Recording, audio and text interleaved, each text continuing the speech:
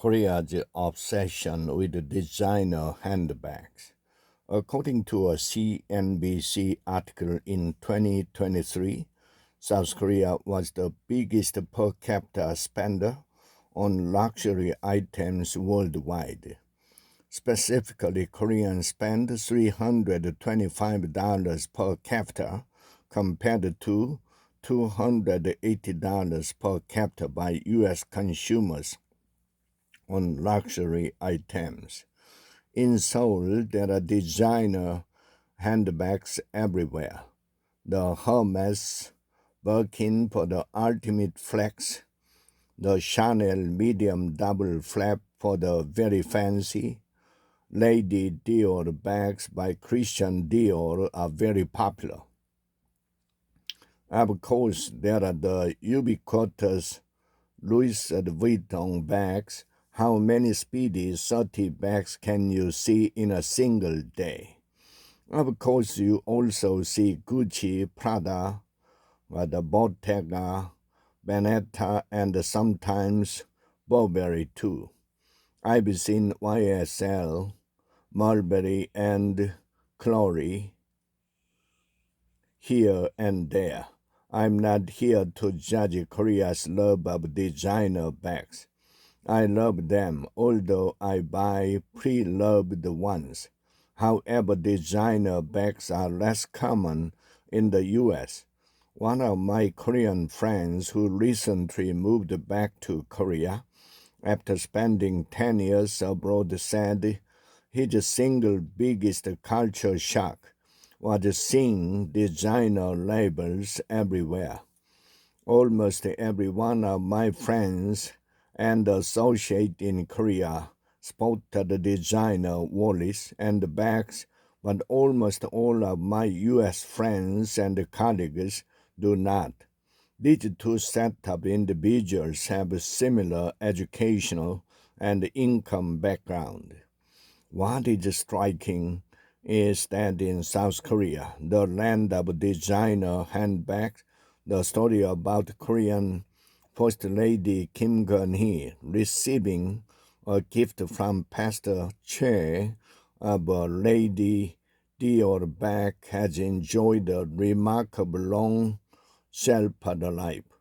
She was secretly filmed by him while receiving this gift valued at 3 million won, or about $2,294, exceeding the legal limits of gift that politicians are allowed to receive.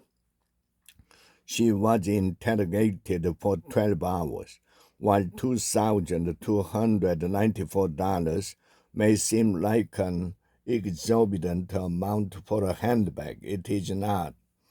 Hermes Birkins are difficult to secure, and they can easily cost $25,000. A Chanel large classic flap runs about $12,000. A new Louis Vuitton Speedy Soft 30 crafted $3,250, while a traditional monogram Speedy 30 is just under $2,000. In Korea, these prices are even higher than the U.S. prices I listed. Given that many Korean consumers might already have a sense of the prices of luxury designer handbags, why are they so angry about the Lady Dior bag, which is one but compared to some is more modest? According to a CNBC article in 2023, South Korea was the biggest per capita spender on luxury items worldwide.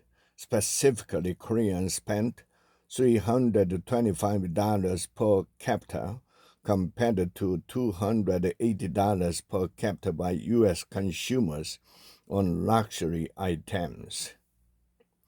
Compare this figure with the median household incomes in Korea and the U.S.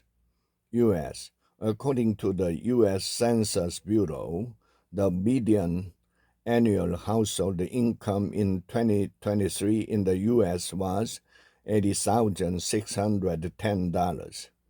Statistics Korea reported that in the first quarter of 2023, the median monthly income was 5.1 million won, or 61,464 million won annually, which equals $46,774.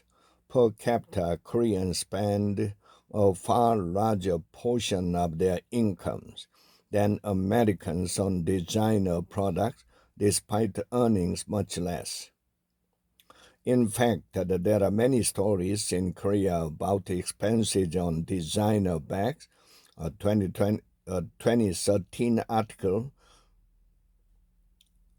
in the Korea Times about Korea's obsession with designer bags stated that Louis Vuitton bags were known as the 3-second bag because you could see one every 3 seconds in Seoul.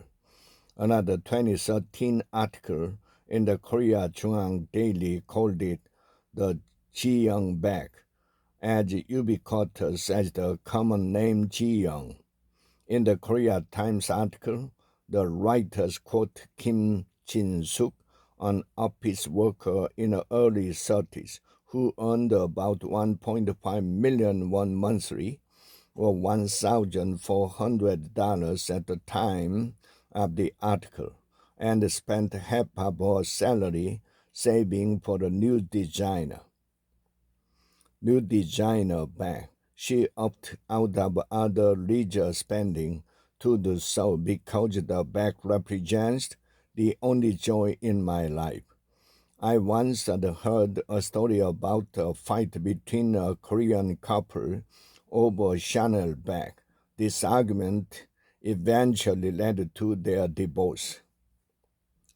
I wonder if some middle-class Koreans see designer products, including handbags, as a necessary expense in highly competitive Korean society. Individuals have to signal to others that they are successful. For women, there is no easier way to flaunt this than with a handbag. Handbags are items that many women carry anyway, so one can justify their existence in terms of their functionality. Of course, designer bags serve as a status symbol. What happens if everyone has a designer bag? Carrying a Louis Vuitton bag no longer signals exclusivity if everyone has one, but having a no-name bag could alternatively be stigmatized, or the hierarchy among the designer labels that kicks in.